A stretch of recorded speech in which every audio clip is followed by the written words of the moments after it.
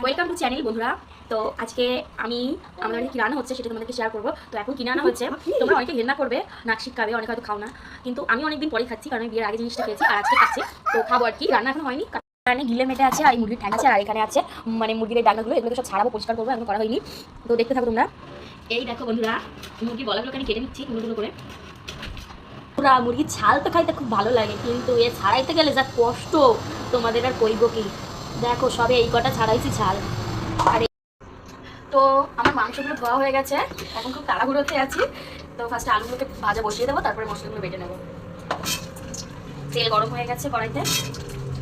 এগুলোকে ছাড়াতে ছাড়াতে কতটা টাইম লাগলো বন্ধুরা, কি বলবো তোমাকে। আলুটাকে একটু নুন একটু হলুদ দিয়ে আমি ভাজা বসিয়ে দেবো, ওটা থাকবে ততক্ষণ মশলাগুলো বেটে নেবো। চামচ চামচে করে দেওয়ার আর সময় নেই, ছেলে দিকে বদমাইশি করছে, এই খুব তাড়াহুড়ো লেগেছে। হতে থাক, মশলাটা বাবু। এখানে আছে আদা রসুন আর এখানে আছে শুকনো লঙ্কা, তো এগুলোকে আমি বেটে নেবো, এখন বাড়তে থাকি। দেখো বন্ধু, আমার সিঁড়িটা ভেঙে গেছে, কিছুই হয়েছে, হয়তো কিলো কিলো করে আর কেনাই হচ্ছে না, কতটা প্রবলেম হচ্ছে বাড়তে। মিক্সিটা তার মধ্যে খারাপ হয়ে গেছে। দেখো কড়াইতে সাদা তেল দিয়ে নিচ্ছি, তার মধ্যে গোটা শুকনো লঙ্কা ভেঙে দিলাম, কিছুটা গোটা জিরে, তেজপাতা, ভালো করে এটাকে পেঁয়াজ, কয়েকটা কাঁচা লঙ্কা চেরা, শুকনো লঙ্কা বাটা করে নিয়েছি, তাও কয়েকটা কাঁচা লঙ্কা চেরা দিয়ে দিচ্ছি।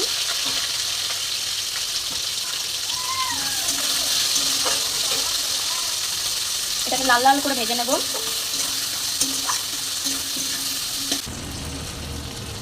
তো পেঁয়াজ লঙ্কাটা আমার ভাজা হয়ে গেছে, লাল লাল একটু ভাজা হয়ে গেলে এই আদা রসুন লঙ্কার পেস্টটা আমি দিয়ে দেবো।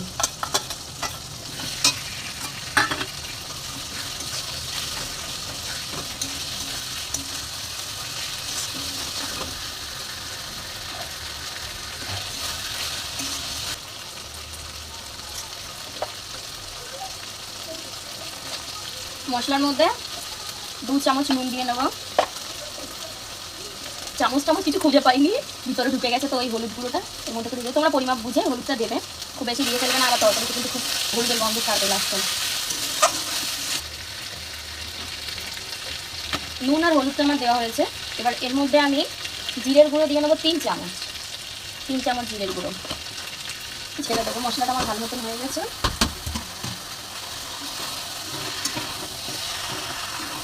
এই ছালগুলো ছাড়াতে বন্ধুরা যা টাইম লেগেছে তোমাদের আর কি বলবো।